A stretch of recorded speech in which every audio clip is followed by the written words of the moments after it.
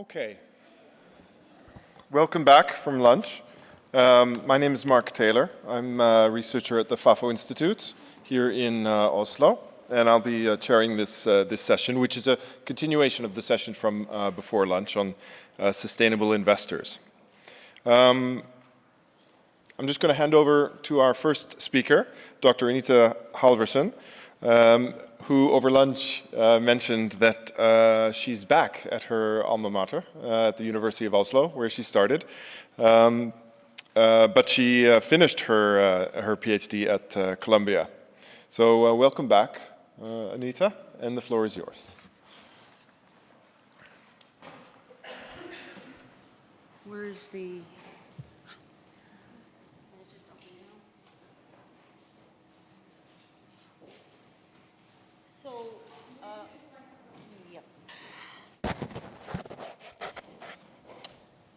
This is a presentation regarding the Norwegian Sovereign Wealth Fund, or the Norwegian Government Pension Fund Global.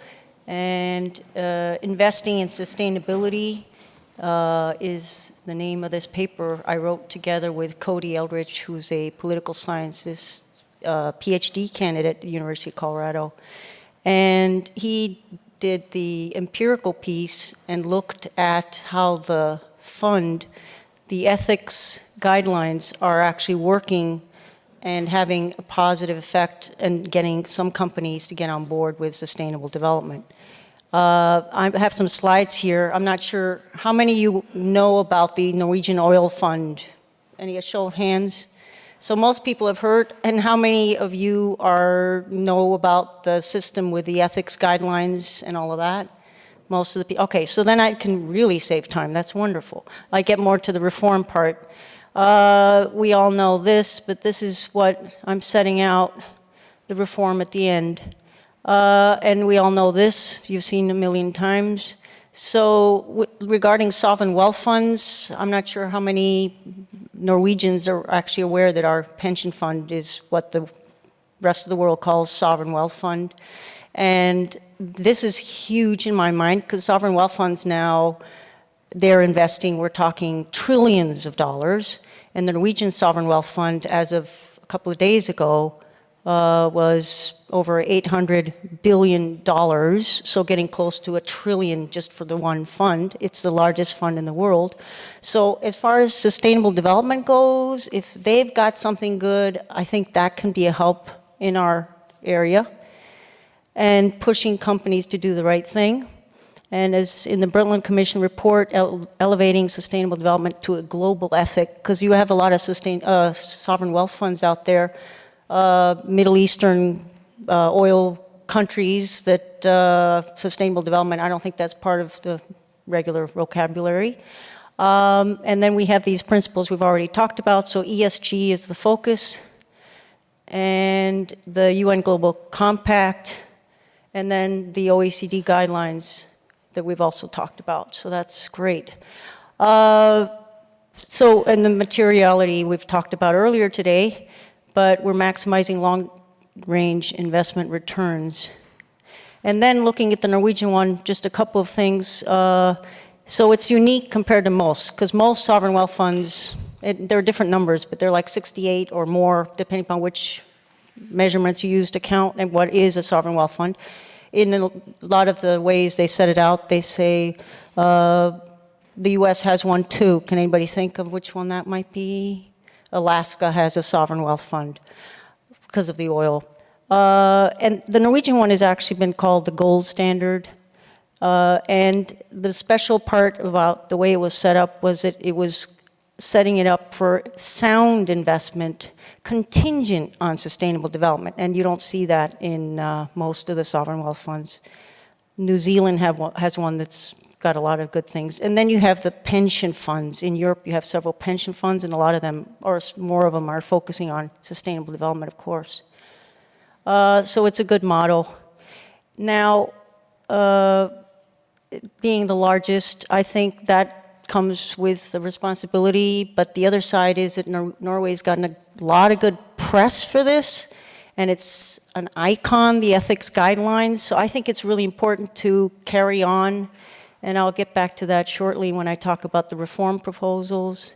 So it was already in 1991 the fund was established, but the actual ethics guidelines didn't come in play until 2004. There was earlier part where it was focusing on international obligations, international law obligations that started in 2001, but then the ethics guidelines took over. And then we are looking at how it's set up. So it's an account at the central bank, and only 4%, I mean, it's give or take, it depends upon the situation. So in the recession, there was more money going into the annual budget, but this is the idea, is that you weren't going to flood the economy with the oil money, because that would make a mess. And it's a question of long-term, because there are no pension obligations every year like a lot of the other pension funds out there.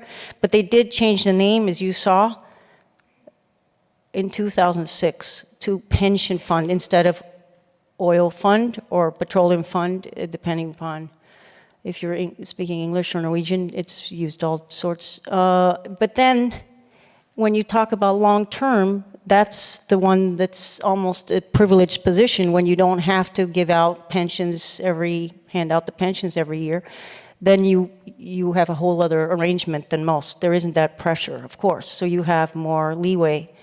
But it's a benchmark system, so obviously they're looking for a return.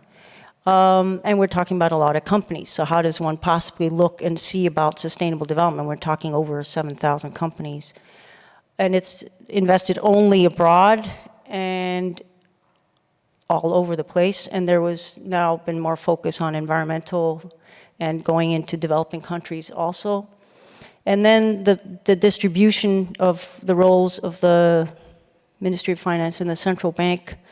So the Ministry of Finance determining the strategy and then being the final decision maker on exclusion observation after the Ethics Council comes with its recommendation, and then following up operational management, and then reporting to the Storting. And the other part is that when they set this up, it was based on the outlook that Norwegians want to be able to sleep at night. And I am a Norwegian, so I feel this is interesting, because Norwegians want to sleep well at night knowing that the money they're investing is not being used to commit human rights abuses or egregious environmental harm. So that was kind of the starting point. And so it is connected with the Parliament, with these reports, and the ethics guidelines actually came out from the Graver Commission that was focused on what the values were, and then looking at these international, like I talked about the OECD and so forth, the guidelines. Implementing the strategy in the bank, and then in the bank, like I said, it's an account, but then you have the investment management. So NBIM is that arm that specifically deals with the sovereign wealth fund. And active investor, controlling the risk, and then exercising the ownership rights. And that's where it comes in with what they do as far as sustainable development goes. Because then the third leg under the Ministry of Finance is also the Ethics Council that then is giving the recommendations to the Ministry of Finance. So we're looking at sound financial returns. It's also written later as maximizing financial return, but then you're still looking at being under the condition of sustainable development. The mechanism then exercising ownership rights in NBIM, so that's in the bank, and then observation exclusion, which is the Ethics Council coming with recommendations to the ministry. So negative screening is how they used it before. Now they talk about exclusion, and the one is products-based and the other one is behavior-based or conduct-based. So it wouldn't be an acceptable risk that the fund is or willing or complicit in grossly unethical activities. That's how it was written up. And then it came out with a new, a little bit amended with what are the requirements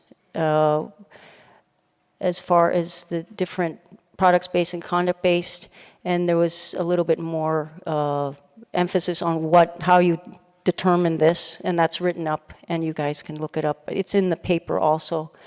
And then the POSCO case showing how the National Contact Point then had, there was brought a complaint, and they determined that NBIM was indeed in breach of the OECD guidelines due to human rights abuses in the company the fund invested in, the South Korean company that was displacing 22,000 people in India.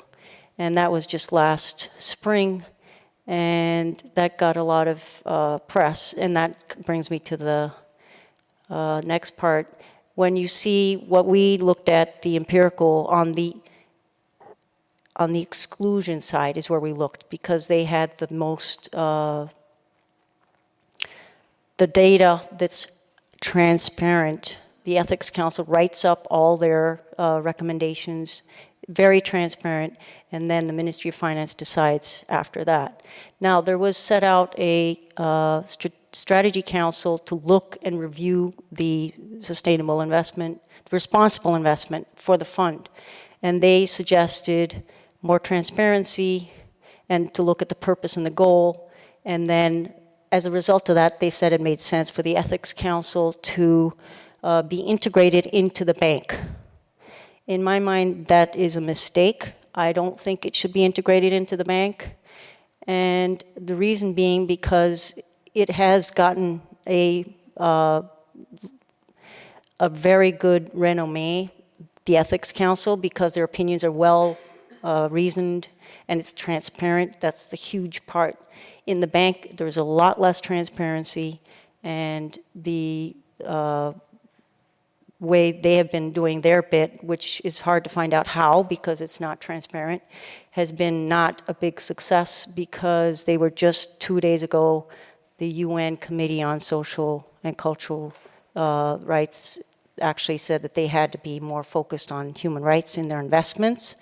So I think the Ethics Council should remain, and we can always tighten up and make it a little bit stronger. On the Ethics Council, they can perhaps make some changes, but the transparency, you can't say anything about that. It's transparent the way it is, but maybe that they get a little bit more power to have the first decisions, the straightforward decisions, and then the difficult ones, then the ministry makes the final decision, and one then has the opportunity to change its mind. The ministry can say up or down, but not take a year and a half to decide a case when the Ethics Council has already come out with their recommendation, because then the data is old, and the Strategy Council said that that's not good.